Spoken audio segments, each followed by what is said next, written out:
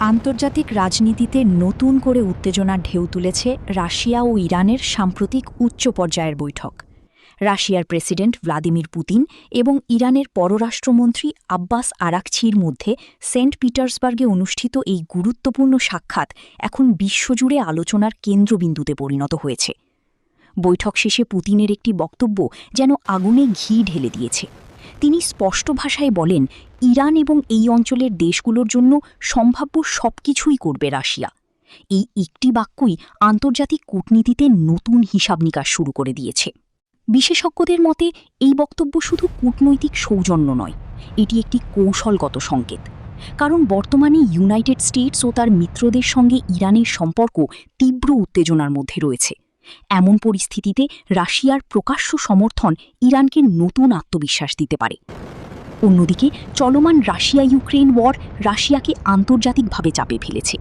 পশ্চিমা নিষেধাজ্ঞা ও রাজনৈতিক চাপ মোকাবেলায় রাশিয়া এখন বিকল্প শক্তি হিসেবে ইরানকে আরও কাছে টানছে। ফলে দুই দেশের সম্পর্ক এখন শুধু বন্ধুত্বের মধ্যে সীমাবদ্ধ নয়, বরং এটি ধীরে ধীরে একটি শক্তিশালী জোটে রূপ নিচ্ছে। বৈঠকে জ্বালানি, বাণিজ্য, অবকাঠামো এবং সামরিক সহযোগিতা নিয়ে বিস্তারিত আলোচনা হয়েছে বলে জানা গেছে। বিশেষ করে তেল ও গ্যাস খাতে যৌথ বিনিয়োগ এবং সামরিক প্রযুক্তি আদান প্রদানের বিষয়টি গুরুত্ব পেয়েছে। বিশ্লেষকদের ধারণা, ভবিষ্যতে এই সহযোগিতা আরও বাড়তে পারে, যা বিশ্ব শক্তির ভারসাম্যে বড় ধরনের পরিবর্তন আনতে পারে।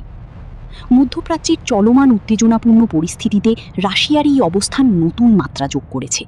ইসরায়েল ইরান দ্বন্দ্ব, সিরিয়া ইস্যু এবং উপসাগরীয় অঞ্চলের অস্থিরতা সব মিলিয়ে এই অঞ্চল এখন একটি জটিল ভূ রাজনৈতিক খেলায় পরিণত হয়েছে।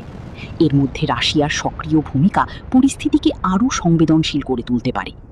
সব মিলিয়ে পুতিনের এই সব কিছু করবে বার্তা শুধু একটি বক্তব্য নয়, এটি একটি বড় কৌশলগত ইঙ্গিত, যা আগামী দিনে বিশ্ব রাজনীতির গতিপথ বদলে দিতে পারে।